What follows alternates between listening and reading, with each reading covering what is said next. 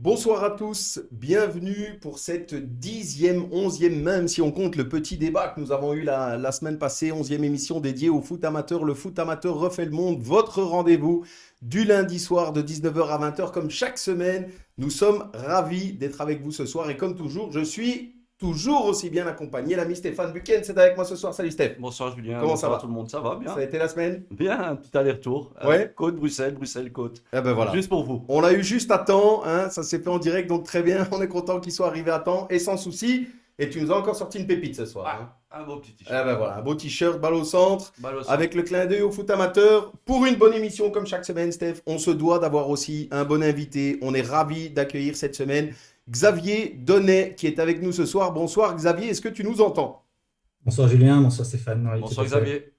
Bonsoir. Bonsoir. Merci d'être avec nous, Xavier, et de mettre à l'honneur, évidemment, par notre émission, le football amateur et de le soutenir, mais aussi ce soir, plus particulièrement, le football féminin. Avec plaisir, oui, certainement. Eh bien, très bien. Merci. Et comme chaque semaine, je le reprécise évidemment, toutes celles et ceux qui nous suivent en direct, n'hésitez pas à envoyer des messages, à vous manifester. On remontera certains commentaires dans la mesure du possible. On attaque. On a pas mal de choses à voir aujourd'hui ensemble, Xavier et Stéphane. L'idée était évidemment de mettre en avant le football féminin, de voir un petit peu la place qu'il a au niveau du football amateur, tout en faisant un petit peu plus connaissance avec toi, Xavier. On aborde tout de suite des points te concernant. Tu as un passé d'entraîneur dans le football amateur, au niveau masculin aussi. Euh, Comment es-tu arrivé pour être, je le rappelle très rapidement, entraîneur actuel, donc entraîneur fédéral des Red Flames U19 et manager du football de base à la CFF et à l'Union belge de football? Dis-nous un petit peu. Oui, un peu par hasard. Je dois bien dire qu'au moment où j'entraînais chez les hommes, je n'avais aucun regard sur le football féminin, sur le football des filles. C'est tout juste si je n'ignorais pas qu'elles pouvaient jouer au foot en fait. Et donc, de par ma fonction de manager du football de base, donc grassroots en anglais, au niveau de la fédération belge et ensuite de la CFF, puisque le football amateur est plutôt géré par les deux ailes linguistiques, dans le football de base, dans le football, voilà, en fait, dans le football de base, c'est la partie immergée de l'iceberg du football. La partie visible, c'est un peu le monde professionnel et tout le reste, c'est le football de base. Et le football féminin fait partie du football de base, même si aujourd'hui, il y a aussi un volet élite au niveau du football féminin belge. Donc voilà, c'est un peu par hasard parce que dans mes prérogatives au niveau de la fédération, j'avais en charge le football féminin. Et un jour, voilà, j'ai dû ouvrir le dossier, je m'y suis plongé et voilà, de fil en aiguille, j'ai dû coacher une des équipes nationales, l'équipe nationale féminine U15. C'était soit les garçons, soit les filles. Ce jour-là, je ne sais plus par quel concours de circonstances j'ai dû coacher les filles. Et puis, j'ai gardé l'équipe pendant quelques années. Et puis, je suis passé au niveau des U19. Donc, voilà, il y a quand même maintenant, je pense, 7 ou 8 années que j'entraîne l'équipe nationale. Très bien. Bah, écoute, il y a un beau cheminement. On aura l'occasion d'y revenir justement. Dis-nous un petit peu, c'est l'occasion. Quel est le quotidien des Red Flames déjà, on les appelle bien les Red Flames U19. Oui, c'est ça. Donc, Tu me reprends, hein, c'est. si jamais c'est pas le cas. Oui, oui, tout à fait, tout à fait. Donc en fait, le trajet est le même chez les garçons que chez les filles. Donc, les premières équipes nationales, c'est en U15, U16, U17, U18, U19. Et depuis, à partir de cette saison-ci, il y aura même les U23 chez les filles. Et il y a les U21, les espoirs chez les garçons. Et puis, les Red Flames, donc l'équipe A. Alors, le quotidien d'une Red Flames, ce ne sont pas encore totalement des joueuses professionnelles au sens, comme on l'entend chez les hommes, Bien évidemment, sûr. mais ce sont des joueuses qui s'entraînent tous les jours. Au niveau des U19, ce sont des filles qui sont dans les écoles top sport côté néerlandophone, au foot élite côté francophone. Donc, ce sont des filles qui s'entraînent à raison de 7, 8, 9 fois par semaine, plus un match. Très bien. Steph, tu as connu, je pense, Xavier justement. Donc, est-ce qu'on pouvait imaginer qu'il allait se diriger comme ça et devenir l'une des figures les plus importantes, si au moins les plus importantes du football féminin belge? Non, qui se dirige vers le foot féminin, mais même lui, il le dit lui-même que ça s'est fait un peu par hasard, donc moi je pouvais pas l'imaginer. Moi je savais qu'il était assez court à ses formations, déjà à l'époque où il entraînait du côté de Brême. Donc moi, je le voyais plus faire une carrière du côté masculin. Maintenant, évidemment, c'est un bon créneau, c'est quelque chose à la mode.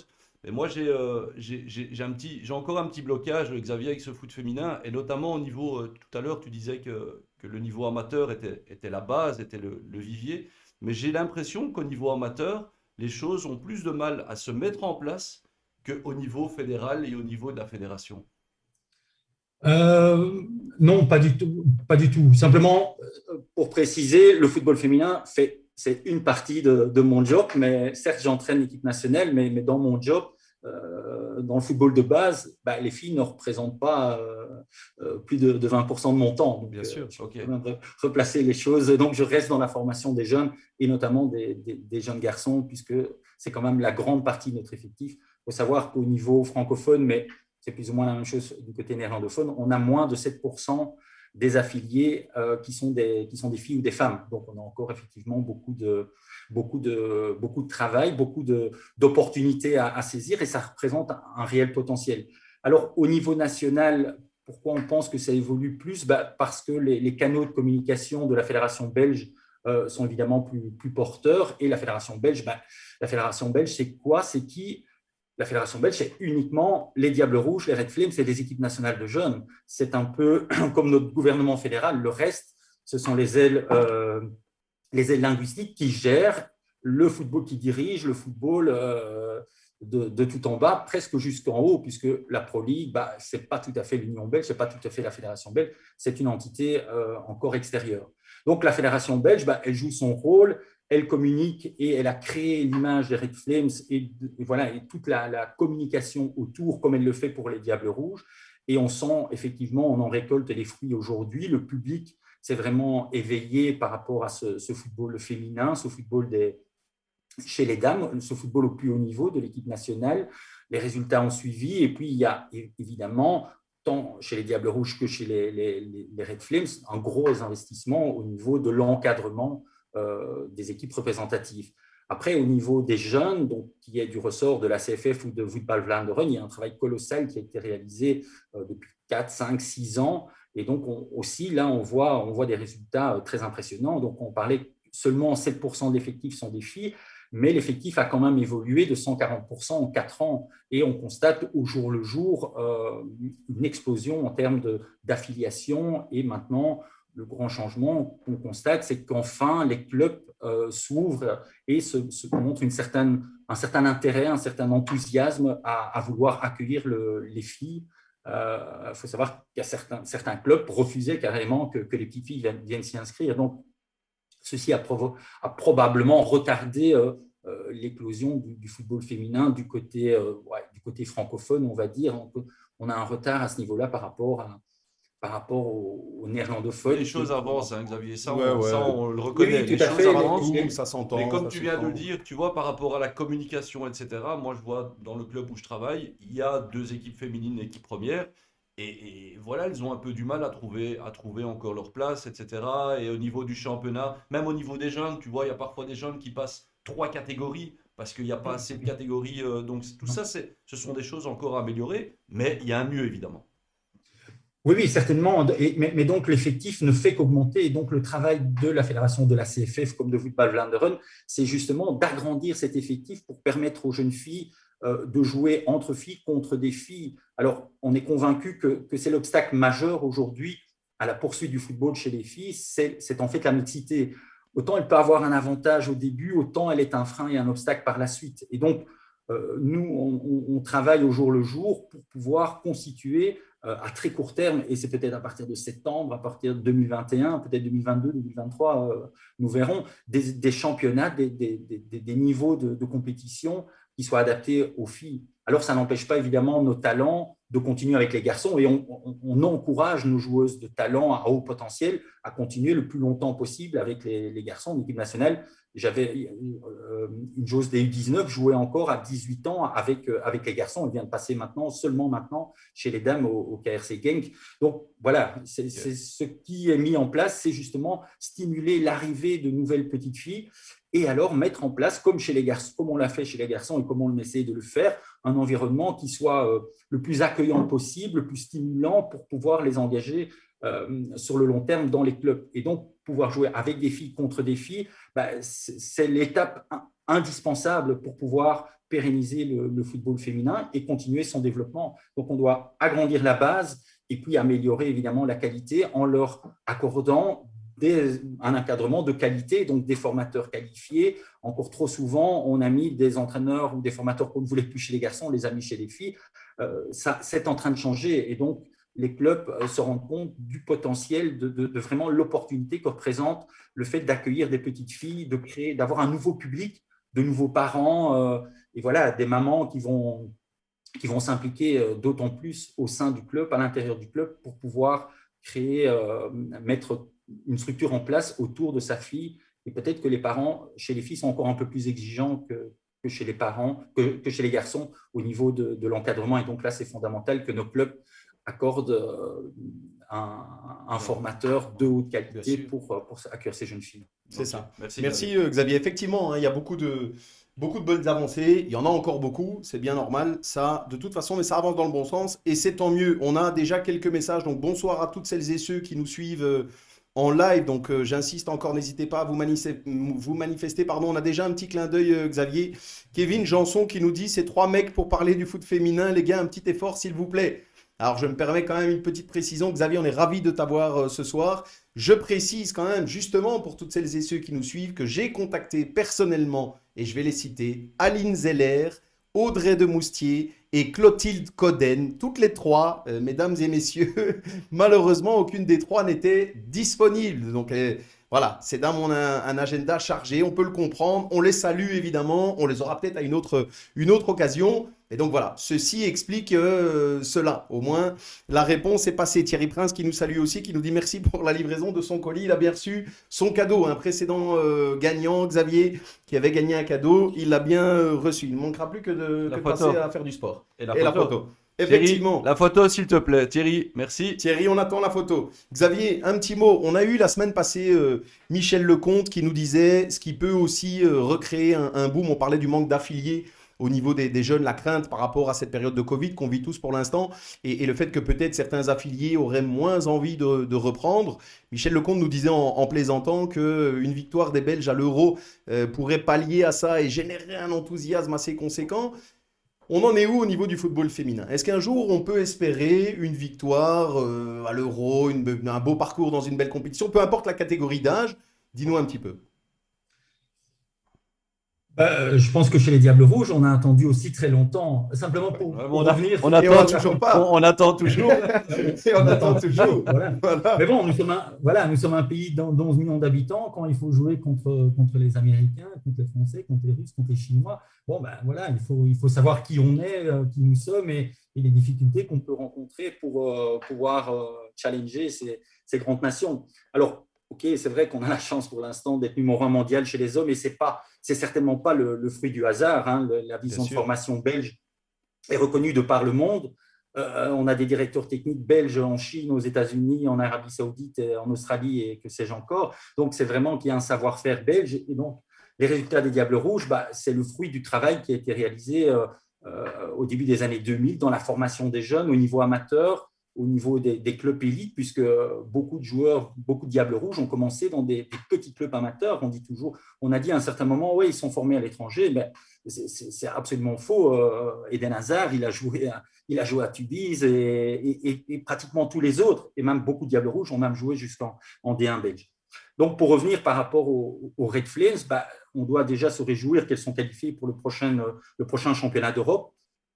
On vise un top 8 européen, ce qui est quand même pas mal dans la discipline numéro 1 mondiale. C'est plus facile dans d'autres sports où il y a moins de concurrence qu'au football. Et donc, les investissements consentis aujourd'hui vont porter leurs fruits dans peut-être une génération, 2 générations, un peu comme avec les Diables Rouges. Donc, il faut donner le temps au temps et il n'y a pas de baguette magique, si ce n'est de travailler, d'avoir une vision, de mettre des moyens humains au service des jeunes filles. Et je pense que structurer nos clubs, structurer les équipes féminines, les structures féminines, et puis aussi, comme la Fédération belge le fait, structurer les équipes nationales de jeunes, l'équipe des Red Flames. Aujourd'hui, le staff des Red Flames est équivalent au staff des Diables. Donc, on parle d'une trentaine de personnes. J'étais en stage, je suis rentré de stage hier. D'ailleurs, j'étais avec les Red Flames à Tubize, puisqu'elles ont eu 2 matchs. Et nous, avec une grande partie des U19, on a été joué au Feyenoord Rotterdam contre les U23 néerlandaises. Et donc, le staff des Red Flames, c'est l'équivalent des Diables, avec Roberto Martinez, qui est impliqué dans tout le développement des dames dans ce cas-ci. Il y a Chris van der Hagen, qui est le manager du coach education de l'école des entraîneurs belges, qui est adjoint de l'équipe nationale féminine. Donc, il y a vraiment énormément de compétences, de connaissances qui sont mises au service des Flames. Dans le staff des 30 personnes, il y a de tout, des diététiciens, des physical coachs, des data analystes. Voilà, c'est bien, ça passera par là aussi.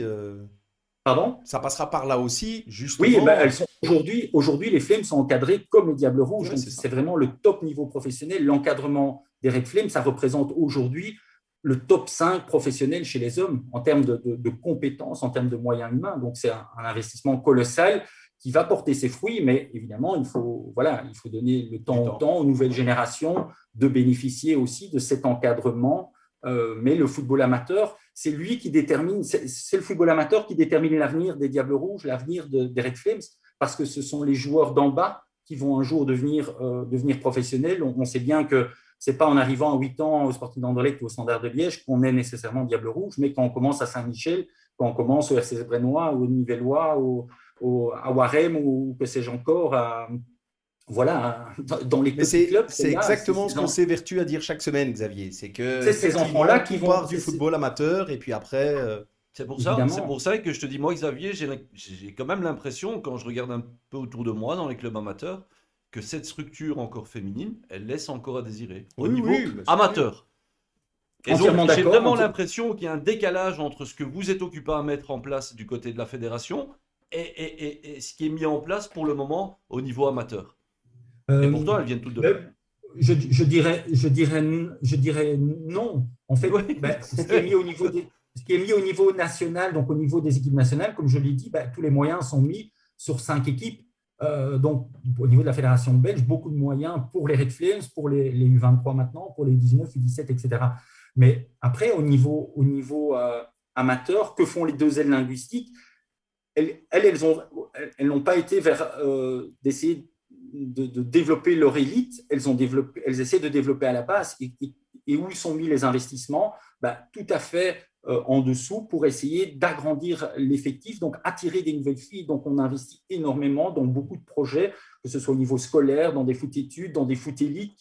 On a un foot-élite avec 21 athlètes qui s'entraînent 7 fois par semaine avec la CFF. Donc, c'est un investissement forcément très, très, très, très important. Et à la base, on a des projets où on encadre de façon très régulière les petites filles pour essayer justement d'en avoir et d'en attirer beaucoup plus, de les garder dans les clubs. Après, la deuxième mission, c'est d'aider nos clubs à structurer, à consacrer l'encadrement idéal pour pouvoir stimuler les petites filles et les faire progresser. Mais surtout, pour nous, l'essentiel dans le football amateur, dans le football de base, c'est de garder les enfants durablement, donc de les engager sur le long terme pour qu'ils jouent encore à notre âge. Moi, je joue encore, donc qu'ils puissent encore jouer tout au long de leur vie au football, de s'épanouir, de prendre plaisir, de grandir à travers le football. Alors, toutes les petites filles ne viendront pas à Red Flames. Comme nous, on n'est pas devenus non plus des Diables Rouges, donc ce n'est pas un problème. Si on s'épanouit, si on prend du plaisir, si on reste sain grâce à la pratique sportive, la fédération aura réussi son pari et son challenge avec peut-être des résultats positifs. Mais voilà, le sport, on ne sait jamais si on va gagner un match ou si on risque de le perdre. Et tu étais entraîneur, vous étiez entraîneur aussi. C'est la beauté du sport, ça, ouais. Avant un match, on veut toujours le gagner, on espère toujours le gagner, on fait tout pour le gagner, mais on ne le gagne pas toujours. Exactement. Merci Xavier. On a encore là l'un ou l'autre commentaire que je reprendrai. Je les remonterai, toutes celles et ceux qui mettent des commentaires en deuxième mi-temps. On avance déjà dans cette première mi-temps. On a encore un petit, pour clôturer cette première mi-temps, un petit jeu. Xavier, je t'en ai parlé, un quiz très simple. Donc le quiz, tu es plutôt facile, 2 propositions. C'est comme je le dis chaque semaine, c'est le tiki-taka du quiz foot. Donc il faut répondre du tac au tac. Si à la fin des 15 questions, Tu as répondu sans réfléchir. On t'applaudit et les auditeurs et auditrices aussi. OK? Ok. On est prêt? Ok. Xavier, tu es plutôt attaque ou défense? Attaque. Construction ou contre-attaque? Construction. Eden Hazard ou Romelu Lukaku? Hazard. Real Madrid ou Barcelone? Barcelone. Tessa Willart ou Tine de Kenny? Tessa Oulart. Jupiler League ou Super League? Jupiler League, quand même. Messi ou Ronaldo? Messi. Martin ou Megan Rapinoe? Martha. Liga espagnole ou Première Ligue? Première Ligue. 4-3-3 ou 4-4-2? C'est des Attention, détails. t'as la Ça n'existe fédération, plus. quand même. Ça n'existe plus. Ça n'existe plus. Voilà. Jürgen C'est Klopp ou dépassé. Pep Guardiola? Pep, je suis supporter de City. Donc, Le foot avec ou sans la VAR? Pardon? Le foot avec ou sans la VAR? Le foot avec ou? Sans la VAR. Oh, sans la VAR. Oh, pardon. Sans. Sans. Les Red Flames ou les Red Devils? Les deux. Entraîner un jour les Red Flames ou une équipe de Super League? Je dirais Super League, ça aurait pu se faire déjà, donc je ne l'ai pas fait. Donc, je dirais les Red Flames. Super League, ok. La Belgique gagnera un jour un euro en foot masculin ou en foot féminin? Les deux. Et la dernière, foot amateur ou foot pro? Amateur. Amateur. Bien. Mais les deux, hein, c'est Un peu, un demi-point. un peu hein. politicien. Hein. Parfois un peu Il y a eu politicien. un peu Xavier. d'intervention politique là-dedans. Ouais. Les deux, les deux, Ouais. les deux. Par contre, le 4-3-3 et le 4-4-2, là, je comprends pas. Parce qu'à la fédération, il y a quand même. Il y a un canevas. Mais oui, c'est juste au niveau des préférences. Ouais. Donc là, ok. Bah, maintenant, voilà, on commence en 4-3-3. Après 2 minutes, on est en 4-4-2 ou on est Ouais, en oui, c'est ça. 3-5-2 ou on est en 3-4-3. Voilà, dans la vision de formation belge, on préconise pour la formation des jeunes le 4-3-3 et c'est comme ça qu'on a un peu, voilà, qu'on a dédicacé les différents formats de jeu dans le plan d'apprentissage par catégorie d'âge, par phase de développement. Donc le 4-3-3 est un peu, on va dire, est plus flexible et permet plus l'apprentissage. Après, voilà, le Diable Rouge joue en 3-4-3. Parfois, c'est un peu différent. Voilà, maintenant, ça évolue. Voilà. Pour vous dire, chez les Red Flames, on dit même plus avant le match qu'on va jouer en 4-3-3. Oui, c'est ça. Oui, c'est ça. C'est les positions sur Voilà. le terrain, une animation. Et... Il y a l'animation Animation. offensive, défensive. Cette fameuse animation. Si le ballon est à droite, au centre, à gauche, ça n'a pas d'importance. À part, peut-être, la seule chose, c'est de savoir si on va commencer à 3 derrière ou à 4. Quoi. C'est Oui, ça. c'est reste, C'est ça. le reste, Ouais, c'est je suis d'accord avec toi. c'est flexible. Très bien, merci Xavier. Merci d'avoir joué le jeu quasiment sur tout. Hein, quasiment sur tout. On a quelques commentaires rapides avant de passer en deuxième mi-temps. On a Ramzi Boulel qui dit le bonjour à Xavier Donnet de Ramzi Boulel, manager de RWDM Girls, le plus grand club féminin de Belgique. Voilà. On a François Marquet qui nous dit c'est déjà très bien ce qu'elles font pour l'instant au niveau des résultats, aussi bien les U17 que U19 qui se sont qualifiés pour le tour élite de l'Euro la saison passée, malheureusement annulé. On croise les doigts pour cet été, pour ces deux catégories. Pour passer encore un cap au niveau des Red Flames, il faudra sans doute passer au professionnalisme de plus en plus. Voilà les commentaires, ça réagit évidemment. Merci Xavier pour cette première mi-temps. On a encore pas mal de choses à voir. On se retrouve juste après quelques secondes. C'est très rapide, très court. À tout de suite pour la deuxième mi-temps.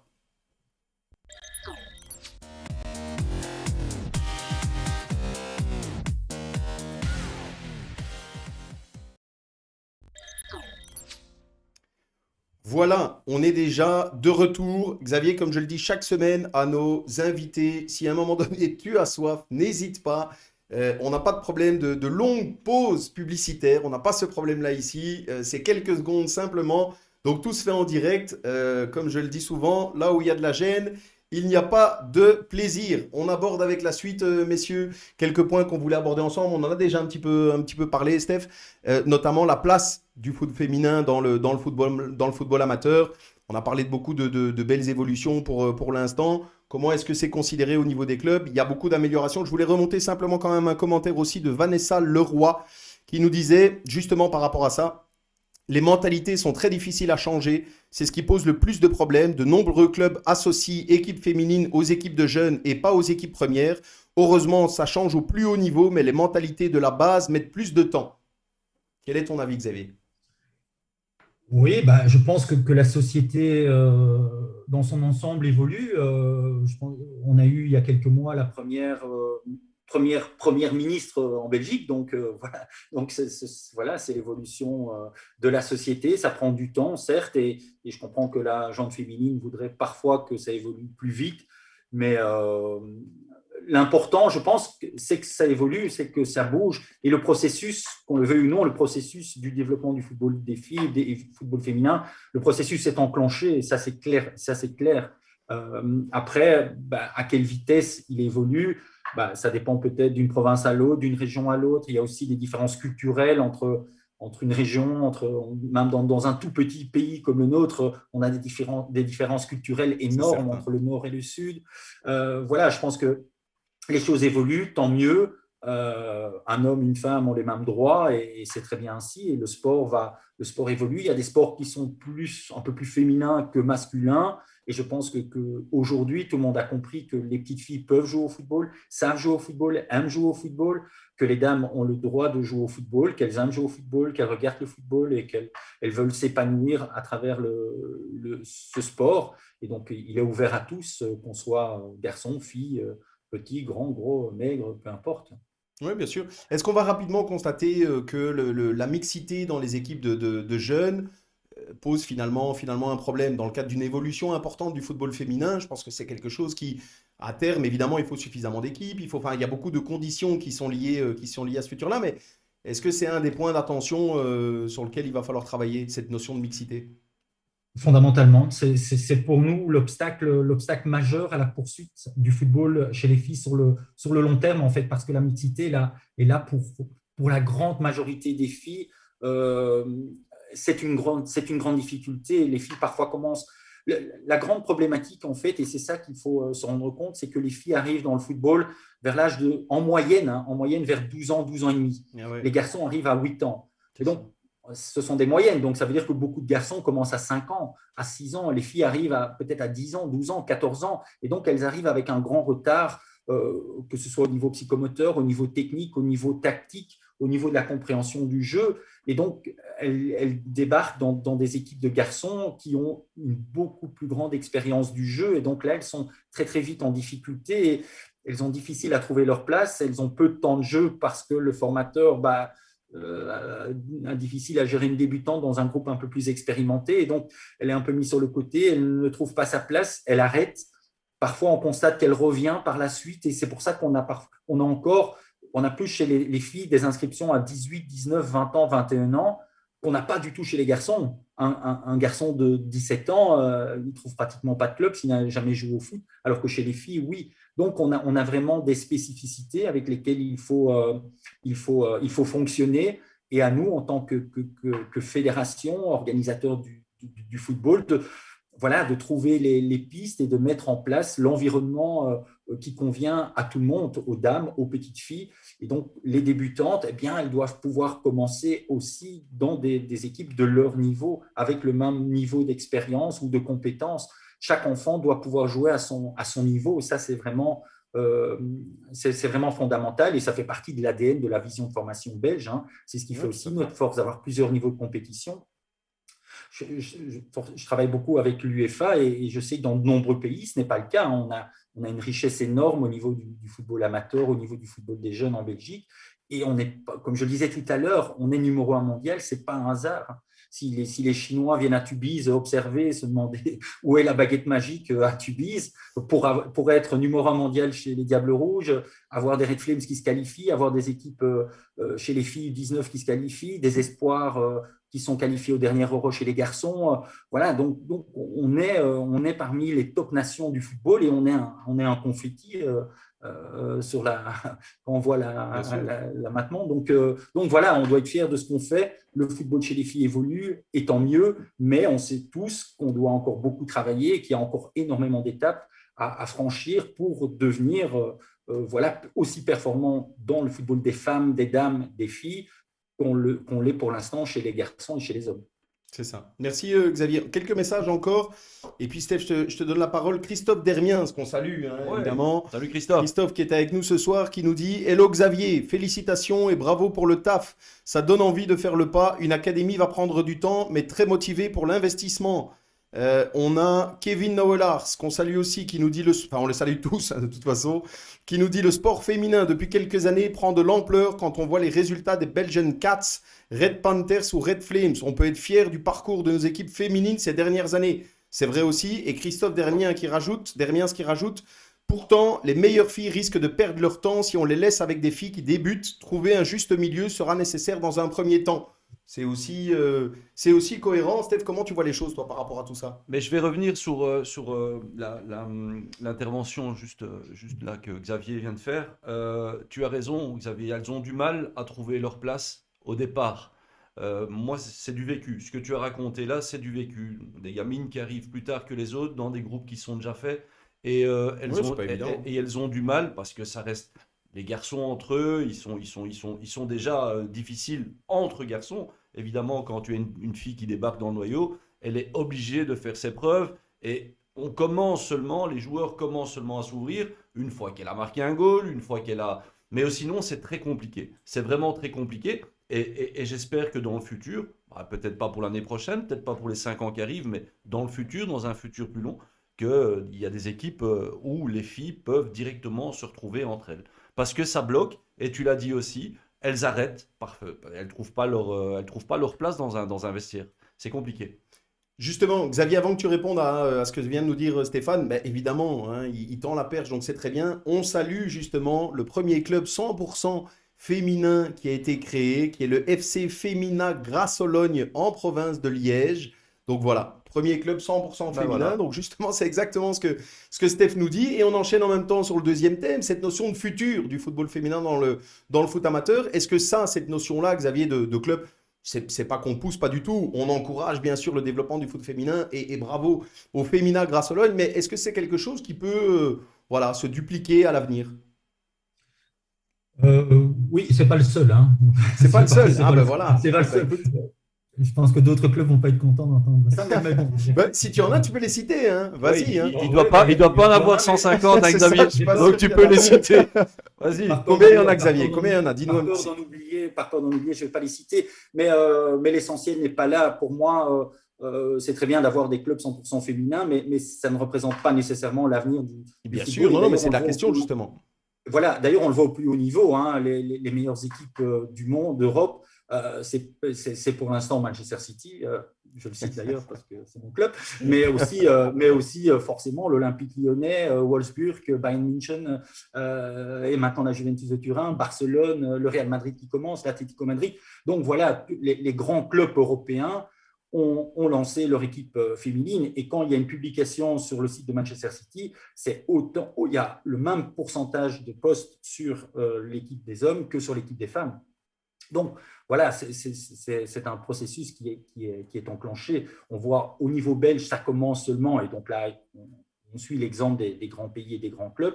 Et donc, on voit maintenant les grands clubs comme Anderlecht, comme le Standard, on va citer plutôt les francophones, qui s'y mettent aussi. Et puis Charleroi qui s'est lancé dans le football féminin, et d'autres vont venir, hein, la Louvière qui vient. Et donc, on voit que des grosses structures, des gros clubs masculins ont compris l'opportunité que représente le football féminin au niveau sportif, évidemment, en termes de public, mais aussi au niveau commercial, parce que dans l'avenir, les sponsors, et on le voit au niveau de l'équipe nationale des Red Flames, les sponsors maintenant se pressent au portillon pour pouvoir associer leur marque au nom des Red Flames. Et les Red Flames, chaque Red Flames maintenant a des contrats individuels, personnels avec Mais c'est des bien, marques. ça passe aussi par là, Xavier.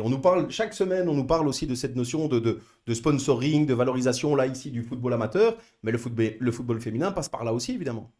Oui, tout à fait, tout à fait. Et bon, après, j'ai pas une boule de cristal, Xavier, donc je ne sais pas il manquerait plus que ça, hein, quand je vois que des jeunes gamins de 12-13 ans commencent déjà à signer des contrats, Ouais, c'est vrai. pro. Oui. Il manquerait plus que des jeunes gamines qui s'entraînent 6-7 fois par semaine et qui représentent un pays.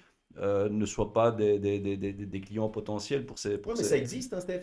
Oui, ça existe. C'était justement pas valorisé de la même manière avant. Ça, c'est vrai. Donc c'est justement un des points Juste. positifs, c'est une évolution. C'est une évolution, ouais. Ouais, ça. Mais voilà, l'équipe nationale qui accueille le plus de monde sur le territoire après les Diables Rouges, ce sont les Red Flames. Hein.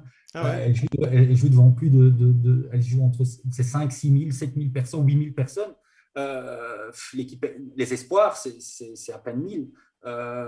L'équipe nationale de basketball, de hockey, enfin bon, j'en passe et des meilleurs, n'atteint pas cette assistance ni cette audience télévisée parce que les matchs de l'équipe nationale sont retransmis maintenant en direct. C'est à ça qu'on voit l'évolution. Hein. Avant, même les matchs de Super League sont retransmis en direct par Eleven, justement. Alors, c'est probablement un peu tôt parce que le niveau vraiment du championnat de Belgique est encore un peu encore en développement, on va dire. Mais au niveau des Red Flames, on voit la qualité au niveau technique, au niveau de l'impact, au niveau tactique. Je citais tout à l'heure que j'étais avec elle la semaine dernière, qu'on était samedi aux Pays-Bas, on a joué dans l'académie de Feyenoord. J'ai une fille qui n'a pas encore 17 ans, qui a... Donc, on avait les datas après le match directement. Donc, c'est plus de 13 km sur le match. C'est une vitesse, un sprint à 30 km/h, donc ça veut dire que ça deviennent des vrais athlètes. Alors évidemment qu'elles vont jamais sauter aussi haut que Tessa Oulard ne va pas sauter aussi haut que Lukaku, hein, ça c'est évident, mais voilà, ce sont des athlètes au plus haut niveau de leur sport, et ça c'est à ça qu'on voit que le développement du football féminin aujourd'hui en Belgique. Oui, c'est ça. Et il est temps qu'elle soit considérée comme telle. Ça aurait déjà dû être le cas avant, mais c'est vrai qu'on peut se réjouir des évolutions et du fait qu'il y ait ce changement, ne plus que, pour revenir sur le commentaire qu'on avait mentionné, aussi sur le changement de mentalité. Steph, tu le vis aussi Ouais. sur le terrain, je vais dire, au niveau C'est amateur. vraiment très compliqué pour ces gamines de s'imposer dans des clubs où il y a 80 ou 90% de garçons. C'est vraiment très compliqué. Et il y a du décrochage, alors que parfois, il y a des gamines avec beaucoup de qualité. Tout à fait. Voilà pourquoi on est convaincu que les équipes féminines, que permettre aux jeunes filles de jouer avec des filles contre des filles est vraiment la solution. Ben, on prend l'exemple du hockey, hein, qui est un sport collectif aussi en pleine expansion, Tout à fait. qui connaît une belle croissance. Le football féminin en connaît une plus grande encore que le hockey, ça il faut le savoir. On a beaucoup plus de membres au football féminin que dans le hockey. Néanmoins, je parlais tout à l'heure que les filles ne représentent même pas 7% des affiliés. Dans le hockey, dans les années 90, ils ont décidé d'arrêter la mixité, donc d'imposer des équipes 100% féminines. Ils étaient aussi à moins de 10% de filles dans leurs effectifs. Aujourd'hui, c'est 50-50 pratiquement. Donc, c'est vraiment un exemple à suivre. Le jour où on pourra créer des championnats, et c'est peut-être septembre 2021, attention, on n'en est pas loin, hein, ça se développe tellement, il y a tellement de demandes. Maintenant, des clubs qui se montrent vraiment ambitieux, motivés par l'idée de constituer des équipes 100% féminines, ça, c'est vraiment cet exemple-là qu'on doit suivre. Et ça va venir. OK, ça prendra quelques années. Notre difficulté aussi par rapport à un sport comme le basket ou le volley, c'est que pour nous, il faut 18 filles pour faire une équipe, quoi. Donc, on a besoin de plus de filles qu'une équipe qu'on constitue une équipe de basketball. Donc, voilà, on joue à 11 et donc voilà, il faut des filles, quoi. Ouais, Il faut tout des à fait. effectifs, il faut un noyau. Il faut constituer un noyau. Mais on le voit dans toutes nos actions dans les écoles, on voit l'engouement des petites filles aujourd'hui pour le football. Pourquoi ? Parce que le football est relativement accessible. C'est pour ça que certaines filles arrivent à 12 ans, 13 ans, 14 ans, 18 ans, parce que le foot, il ne faut pas énormément de compétences pour déjà pouvoir s'amuser, pour autant qu'on soit dans une équipe et qu'on joue contre une équipe de son niveau. Donc, on est 22 débutants sur le terrain. Moi, je joue encore en vétéran. Je peux vous dire qu'il y en a, même à 50 ans, ils ne savent toujours pas faire un contrôle, mais ils passent. Hein. Mais ce n'est pas grave. Ils n'ont pas de compétences techniques et tactiquement, ils n'en touchent pas une, mais ce n'est pas grave. Ils font partie d'une équipe, ils s'épanouissent dans cette équipe. Chaque samedi, ils viennent jouer en vétéran. Voilà, ça fait partie de leur vie et on doit permettre à tout un chacun, qu'il soit talentueux ou pas, de pouvoir s'épanouir à travers le sport qu'il souhaite, et que ce soit une fille ou un garçon d'ailleurs. Et moi, mon grand regret, c'est qu'un garçon de 17 ans, aujourd'hui, qui n'a jamais joué au foot, il ne trouve pas de solution dans le football masculin. C'est vrai. Une fille, heureusement, elle en trouve encore, mais chez les garçons, c'est pratiquement impossible. On lui dit « Oh, Chez nous, on commence à 5 ans, il fallait venir plus tôt, quoi. Donc, Ouais. voilà, là aussi, c'est un travail pour moi, pour la fédération, de trouver des solutions pour ces garçons-là de 17 ans, 18 ans qui veulent un jour commencer à jouer au foot. Ouais. Très bien, merci Xavier. Là aussi, on insiste chaque semaine sur cette notion simple de plaisir de jouer au football, peu importe qui on est, peu importe d'où on vient, peu importe le sexe, en l'occurrence aujourd'hui, garçon, fille, ça n'a pas d'importance. Et le niveau qu'on a, évidemment, on insiste sur cette notion-là. Et tout ce qui peut être fait pour que tout le monde puisse pratiquer ce sport dans de bonnes conditions et prendre du plaisir, nous, on trouve ça extrêmement positif. Moi, j'ai eu le plaisir de relancer, quand j'étais président du RCS Nivellois, le football féminin dans le club. Et c'est vrai que ça avait, je les salue d'ailleurs, ça avait ramené une vague d'enthousiasme, quelque chose de, voilà, une dynamique vraiment, vraiment différente. C'était hyper appréciable. Et puis, il y a une manière différente d'apprécier le football. Il y a peut-être plus de simplicité, peut-être plus de franchise, voilà, de moments simples, de plaisir de jouer au football. Donc, moi, je suis partisan de ce genre de choses. Donc, toutes les filles qui nous écoutent, inscrivez-vous dans des clubs, allez rejoindre les clubs, renseignez-vous, il y a moyen de prendre du plaisir et vous serez, surtout maintenant en 2020, en 2021, vous serez hyper bien accueillis et de mieux en mieux dans les clubs sportifs amateurs. Merci messieurs pour cette deuxième mi-temps. On avance déjà vers la troisième mi-temps. Le temps passe, Xavier, déjà 40 minutes ensemble. Ça passe vite quand on s'amuse à discuter football, je te l'avais dit. Eh ben, ça ne fait que confirmer tout ça. Donc, on se quitte encore quelques secondes simplement et on se retrouve juste après pour la troisième mi-temps. À tout de suite.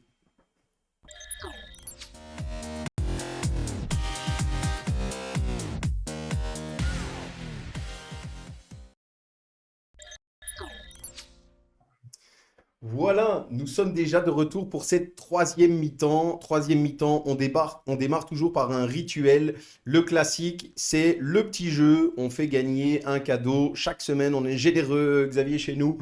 Cette semaine, un ballon taille 5 Adidas Team a gagné. Le ballon n'attend qu'une chose, c'est qu'on frappe dedans. Donc n'hésitez pas à participer. Le principe est simple.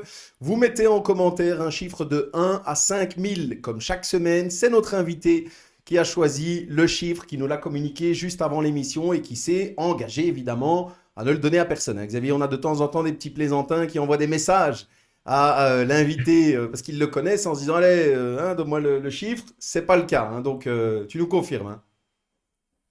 Hein. Voilà. Donc n'hésitez pas de 1 à 5000. Attention, pour toutes celles et ceux qui nous suivent, il y a une nouveauté.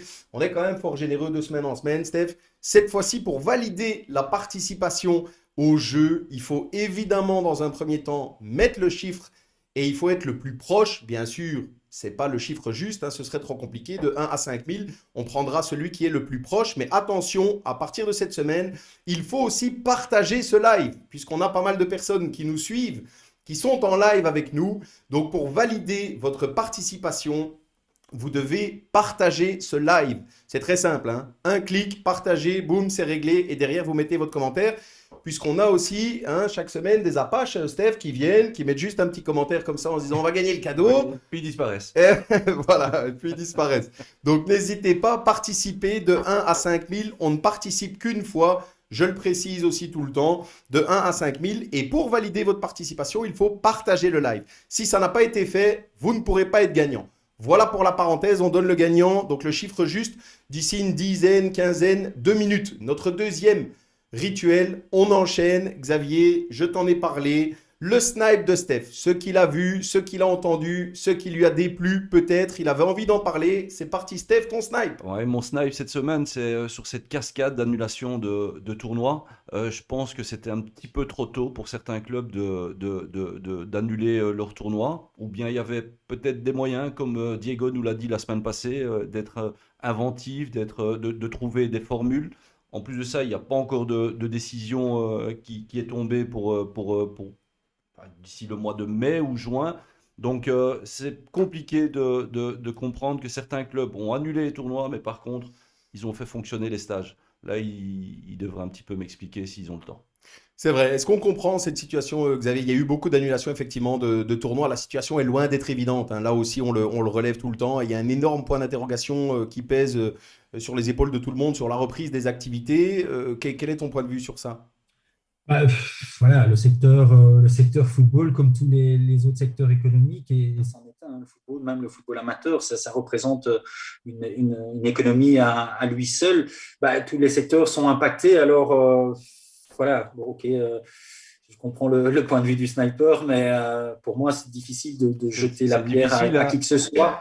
Xavier, Les perspectives je sont. le dis, hein, je le dis que c'est difficile, je le dis que c'est une Ouais, situation compliquée. Par contre, ces mêmes clubs organisent des stages avec une cinquantaine ou 100 enfants. Et c'est là que c'est ouais, compliqué. Moi, je me suis promené ouais. pendant la semaine dans différents stades et c'était pas toujours respecté. Les bulles n'étaient pas toujours respectées. Le nombre d'enfants n'était pas toujours respecté. Donc voilà, moi je trouve que c'est un peu tôt pour annuler les tournois ou diminuer, parce qu'il y avait des tournois où il y avait parfois 4 5 catégories, et il y avait moyen peut-être d'en faire une ou deux. Vous voyez, ouais, j'espère de tout cœur que ça fonctionnera. La CFF, département technique et toutes les instances du département technique et les autres instances de la CFF ont travaillé d'arrache-pied pour mettre sur pied un protocole pour convaincre les autorités. Mais malheureusement, la situation s'est tout d'un coup à nouveau emballée. Et puis voilà, on a connu cette nouvelle vague et tout a été à nouveau remis par terre. Alors, un peu le manque de perspective. Je pense qu'on n'est pas aidé non plus par nos autorités, On est Bien par sûr, le d'accord. On est gouvernement. Et d'accord. bon, bien sûr. bien On- malin, bien malin qui sait ce qui va se passer, C'est comment Tout justement ça à va ça, fait. je pense. évoluer. Là aussi, on le dit chaque semaine, hein, je veux C'est ce dire, manque de perspective pas de à un perspective. moment donné, Et les puis une dirigeants de club communication un peu. et la communication inexistante, ils sont là, très présents, puis ils annoncent quelque chose, puis on les voit plus pendant quelques temps, puis ils réapparaissent. Et à mon avis, les clubs, ils ont décidé d'eux-mêmes de tout clôturer, hein. Ouais, ouais. Je- voilà, c'est évidemment dommage pour les enfants et certainement si les tournois venaient à être autorisés par les instances, par les Ouais, c'est gouvernements, ça, euh, voilà. Oui, c'est clair. Voilà. C'est ce clair. serait effectivement Ce serait vraiment encore pire, dommage. même si ce serait accueilli comme une bonne nouvelle finalement. Mais ce serait encore pire parce que bien sûr qu'on sait ce genre de tournoi, enfin peu importe la grandeur du tournoi, mais il y a la notion de préparation, de Préparation. communication, d'échange avec les clubs et autres. Donc c'est impossible à organiser en un claquement de doigts. Il peut y avoir des journées sportives organisées, sous forme de matchs amicaux. On en a déjà Voilà. parlé aussi dans nos émissions. Ça, évidemment, ce sera dépendant des mesures, mais c'est vrai que d'organiser des gros événements, c'est beaucoup plus difficile. C'est quasiment impossible dans ces C'est circonstances. impossible, mais comme tu viens de le dire, et comme Diego l'a dit la semaine passée, je pense qu'il y avait moyen de trouver des solutions, Oui. être un peu Enfin, créatif et peut-être pas faire un tournoi avec 24 équipes, mais il y avait moyen quand même d'organiser quelque chose pour les enfants. oui. Très Bon, bien.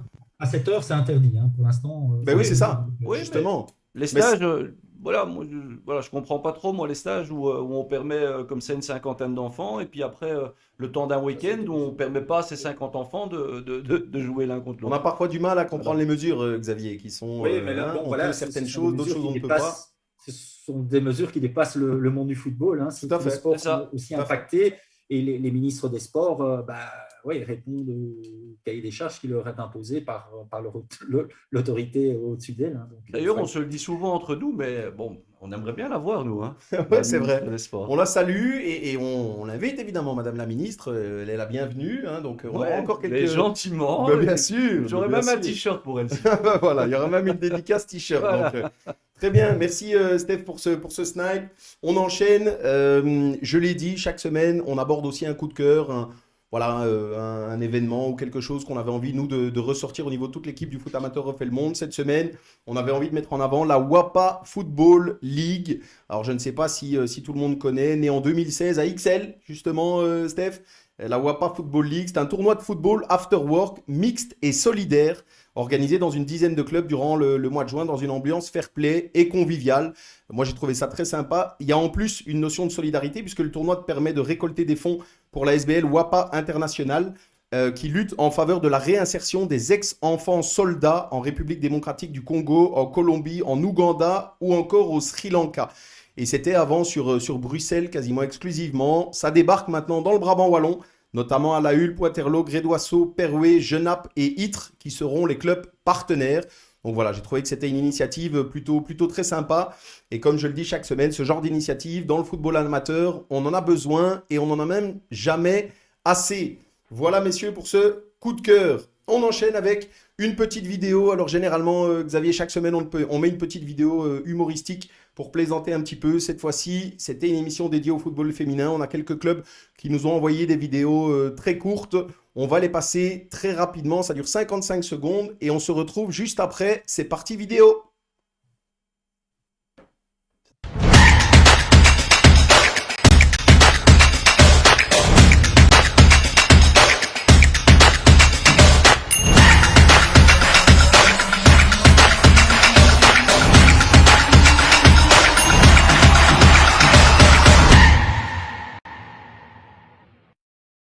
La Royale Union Lannoy, club partenaire de l'ACFF, compte une section féminine de plus ou moins 90 jeunes filles, avec 5 équipes inscrites en championnat. Nous nous attelons à former des filles dès le plus jeune âge au sein d'équipes 100% féminines. Nous allons notamment démarrer la Rulo Girls Football Academy dès septembre, pour les filles de 6 à 11 ans. Ce projet, qui est fort similaire au Foot for Girls de l'ACFF, aura la grande chance d'avoir comme marraine Aline Zeller. De retour, on en discutait un petit peu entre nous, donc on salue, vous les aurez peut-être reconnus, le FC Moreda Uccle. Je fais un petit clin d'œil au président Ravi, que je salue, qu'on connaît, hein, Ouais, Steph. j'ai fait Voilà. mes primaires avec lui. Eh ben voilà, Salut, Ravi. moi je l'ai eu comme coéquipier, il a été gardien dans des matchs Et amateurs où on un peu- n'était pas toujours très frais, très honnêtement, mais on a pris peu beaucoup fou, de non plaisir. Un peu fou, non? Un petit peu, bah, comme beaucoup, hein. On est tous un petit peu dans le milieu, donc Salut, voilà. Ravi. On salue Ravi, on salue le Moreda et la section féminine, évidemment, qui nous a envoyé cette petite vidéo. Et bien sûr, la Royale Union, l'Anno 1. On avait déjà eu l'entraîneur de l'équipe première, Christophe Collartz, avec nous comme invité, qui nous a aussi envoyé une vidéo par l'entremise de Damien Dubois, responsable de la section féminine. Donc là encore, on les salue, tout ça, comme on le disait, Steph. Ces initiatives, ces petites vidéos, ces mises en avant, ça aussi, c'est sympa de voir que les clubs s'y mettent et qui créent des petites choses dédiées au football féminin. Et qui n'hésite pas, hein, on attend que ça, hein, vos vidéos, on a un groupe, envoyez tout ça, Bah, envoyez vos justement. jeunes. Voilà, Tu fais bien de le Vas-y. dire. Non, mais justement, c'est bien parce que Vas-y. effectivement, la finalité, Xavier, on a un petit groupe. On s'amuse à faire des vidéos, comme on le dit tout le temps entre nous. Le but, c'est quoi? C'est de taper dans le ballon, de montrer qu'on s'est tapé dans le ballon, de s'amuser, qu'on shot dans une caisse, qu'on shot sur un poteau, qu'on shot sur n'importe quoi. Steph et moi, on s'est déjà amusé à le faire. On a fait pas mal de vidéos.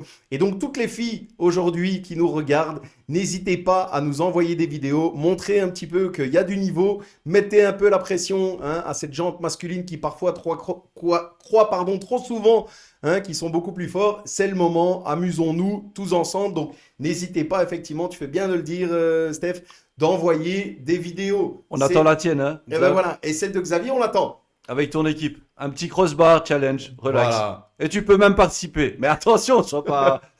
Prends pas une cartouche là quand même. Ben voilà, très bien. Je salue encore. On a échangé avec quelques clubs qui, eux, n'ont pas eu la possibilité de nous envoyer des vidéos. Donc, l'Entente sportive Jean-Boise, qui est un club qui, lui aussi, lance sa section féminine. Donc, la preuve que le développement continue. On salue évidemment le Royal Arquet, qui, lui aussi, développe fort le football féminin. Je ne pouvais pas passer à côté du fait de saluer le RCS Nivellois et sa section féminine. Évidemment, je leur souhaite le meilleur pour la suite. Et puis le REDM, qui est peut-être le plus grand club de Belgique. On a eu justement l'un de ses responsables qui nous a salué, ou l'un des plus grands, Xavier. Oui, en termes d'affiliés, oui. Je regrette simplement qu'ils soient à Woodball-Vlaanderen et pas à la CFF. Ah, ben voilà. Voilà. Ils sont Les à autres- les autres- Ils la sont du section côté de masculine- Woodball-Vlaanderen. Voilà, la section masculine est à la CFF et la section féminine est à Woodball-Vlaanderen. Ça, c'est un peu le... Voilà, mais c'est de nouveau une des aberrations. Comment- Steph. si tu as 30 secondes, comment c'est possible ça? C'est un club bruxellois pourtant. La Belgique, c'est un pays... Ah, ok. spécial. Tout est possible en Belgique. Quand Hein. on est à l'UEFA pour expliquer pourquoi un enfant de 6 ans joue d'une façon à Waterloo, mais différemment à Rode Saint-Genèse, C'est vrai. c'est compliqué. Mais bon, Ouais, c'est vrai. On ne va pas rentrer aujourd'hui dans les différences communautaires. Hein. On Non. n'aura pas le temps. Mais preuve de plus encore, même dans le foot féminin pour un club bruxellois. En tout cas, on les salue. Et le message est passé à tous les clubs. On enchaîne déjà les 2 derniers points ensemble, Xavier. Est-ce que tu peux nous raconter, nous expliquer, voilà, un de tes meilleurs moments que tu as vécu dans le milieu du football? Il y en a eu beaucoup. Tu dois choisir aujourd'hui. Incontestablement, la qualification pour le championnat d'Europe il y a Attends, parce qu'avec le Corona, maintenant, on est quoi? En 2021, c'est annulé. 2020, c'est annulé. Donc, 2019, donc on jouait ici on avait la chance de jouer à domicile. On avait la Suisse, la Pologne et la Finlande. Donc, on était de très loin le favori du groupe. En fait, c'était la Suisse, la Finlande et nous, on ne se donnait pas beaucoup de chance. Et puis, on s'est qualifié. Donc, le vainqueur de groupe se qualifiait. Et en fait, on a égalisé dans notre match contre la Pologne, après avoir battu la Suisse, le match nul contre la Finlande, en égalisant à la dernière minute. On a égalisé contre la Pologne à la dernière minute. Et dans l'autre confrontation entre la Suisse et la Pologne, là aussi, il y a eu 2 buts quand notre match était fini. De l'autre côté, donc nous, on jouait au Centre national à Tubize. Et l'autre match se jouait en même temps sur le terrain de la FC Tubize, dans le stade de Burton. Et donc, on était avec les transistors, les GSM, en train d'essayer de suivre l'autre match. Donc, on était qualifiés, on était éliminés, on était requalifiés, on était éliminés. Et au final, on s'est qualifiés. Il y a encore des images parce qu'il y a eu 2 ans, ça vient de passer sur les réseaux sociaux. Donc, on revoit un peu les scènes de joie du staff, des filles et tout ça. Et donc, c'était vraiment l'ascenseur émotionnel inimaginable parce qu'en 5 minutes, on a été éliminé 3 fois et on s'est qualifié finalement. Donc, et alors, on a été au mois de juillet en Écosse. Donc, c'était une superbe aventure, 3 semaines avec des matchs dans le stade à St Johnstone, notamment dans le stade de St Johnstone en Écosse, où on a joué contre le top niveau, donc Espagne, Allemagne et l'Angleterre. Donc, voilà. Eh ben écoute, top, merci. Encore une fois, un des nombreux exemples. Chaque semaine, nous, on se délecte, Stéphane et moi, d'écouter les bons souvenirs, les anecdotes de tout le monde, parce que voilà, finalement, on parle d'émotion. Et c'est aussi pour ça qu'on aime tant le foot. Ouais, mais ce que tu viens de raconter, ça arrive parfois, on le voit à la télévision, en fin de championnat, il y a des équipes qui attendent le résultat et souvent c'est une explosion. Donc je me doute que ça a dû être quelque chose de très chaud. Oui, tout à fait. Exactement. Merci Xavier. Le dernier point pour toi aujourd'hui, un petit message. Tu peux adresser un petit message, là encore, à qui tu souhaites, à ton staff, le football amateur, le football féminin, qui tu veux. Dis-nous tout. Euh, voilà, encore une fois, pour être sûr de n'oublier personne, je vais m'adresser à tout un chacun, à tous ceux qui sont impliqués dans la formation, dans le football, mais surtout la formation des jeunes, que ce soit des petits garçons, des petites filles. Voilà, leur rôle est essentiel. C'est eux, comme je l'ai dit tout à l'heure, c'est eux qui font l'avenir de notre football. Les enfants, c'est l'avenir de notre football, c'est le futur de notre football. Et ceux qui s'occupent de l'encadrement, de l'accueil de ces enfants, ils impactent directement au jour le jour les résultats futurs des Diables Rouges et des Red Flames. Donc, c'est fondamental. Donc, qu'ils continuent à le faire avec leur cœur, avec leur enthousiasme, pour continuer à stimuler les nouvelles générations de garçons, de petites filles à venir s'inscrire dans les clubs, à rester dans les clubs, à s'épanouir dans les clubs. C'est fondamental que les enfants fassent du sport et certainement au sortir de la crise, ça va être compliqué. La crise est compliquée, mais le sortir de la crise, je pense, va aussi être compliqué pour les gens, pour les adultes, pour les adolescents. Et on le voit aujourd'hui, les adolescentes ou les adolescents dans nos centres foot élite qui ne font que s'entraîner, qui ne peuvent pas jouer, mais qui s'entraînent 6-7 fois par semaine pour ne pas jouer de match, alors que le match est l'essence même du foot. C'est compliqué. Et donc, voilà, au sortir de la crise, ça va être très compliqué. Et j'encourage tout le monde et je félicite tout le monde à continuer à s'investir au jour le jour, à encadrer nos enfants, nos ados, voilà, et nos vétérans aussi, n'oublions personne. Très bien, merci Xavier. Là encore, sortons rapidement de cette crise. C'est tout ce qu'on souhaite depuis plus d'un an maintenant et qu'on puisse revivre la passion de notre sport, peu importe le sport qu'on pratique, mais au plus vite, c'est certain. On enchaîne avec tout d'abord le résultat du jeu, donc le fameux chiffre que Xavier avait donné avant l'émission. On regardera un petit peu au niveau du gagnant, mais je le montre directement en direct. Attention, c'est parti. Voilà, le chiffre 10. Xavier avait choisi le chiffre 10. Je rappelle que pour valider la participation, il faut évidemment partager le live, sans quoi la participation ne sera pas validée. On donnera le gagnant un petit peu plus tard. Dernière chose, on y est, on a passé, Xavier, pile une petite heure ensemble, on a un petit rituel avant de se dire au revoir. On se dit au revoir toujours puisqu'on ne peut pas le faire de manière physique. faisons-le au moins de manière virtuelle. Nous sommes toujours équipés pour nous dire au revoir. De mon côté, je le dis tout de suite, j'aurai une marlouf.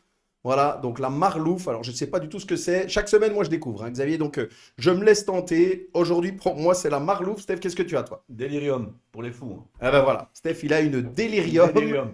Une délirium. Et toi, Xavier? Moi, j'ai pris une Orval. Ah. C'est Ouais, un petit traditionnel. médicament qui me réconforte après une défaite.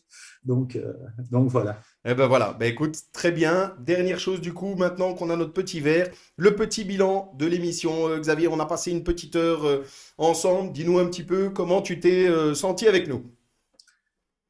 Très bien, comme dans un vestiaire de foot, c'est la force. Ah ouais, c'est ma chance dans mon travail, c'est que je suis dans un vestiaire de foot du matin au soir, du 1er janvier au 31 décembre. Je parle Le de rêve. foot avec des gens de tout niveau, de tout niveau confondu, de toute origine confondue. Et voilà, c'est ce qu'on aime, c'est le foot, c'est le vestiaire, c'est la première, la deuxième et certainement la troisième mi-temps. Et c'est ça c'est pour ça qu'on est encore en foot. Tu t'es retrouvé au foot. Pardon? Tu t'es retrouvé dans l'émission en étant, enfin au foot. Oui, oui, tout à fait, tout à fait, Impec. tout à fait. C'est ce qu'on veut. Ah ben écoute, très bien. Steph, ton petit bilan justement. Ben, mon bilan, écoute, le foot féminin est occupé à arriver tout doucement et je suis persuadé que pour arriver rapidement, il faut des personnes comme Xavier, sérieux et de qualité, tout simplement. Très bien, merci Steph. Xavier, j'ai été ravi, moi, de t'avoir avec nous aujourd'hui. Merci pour les échanges qu'on a eus avant l'émission et voilà, pour cette sympathie d'abord dans la préparation ensemble et puis pendant le courant de l'émission. On était certain que ce serait un moment agréable, ça a été le cas. Donc, comme le dit Steph, je me joins à lui. Le football féminin, évidemment, a de la chance et a besoin de personnes comme toi, investies, passionnées et compétentes. Donc voilà, bravo à toi. On sera attentif aux résultats des U19, mais évidemment à toutes les équipes du football féminin, mais on sera attentif aux résultats des U19. Moi, je te souhaite le meilleur pour la suite et surtout de continuer à prendre du plaisir. C'est ce qu'on s'obstine à dire chaque semaine. Messieurs, merci. On y est. Cette fois-ci, santé et excellente Santé, soirée. Santé Santé. les filles. Santé les Merci à filles. vous. Ciao, ciao. Ciao, ciao. Ciao, ciao, portez-vous bien.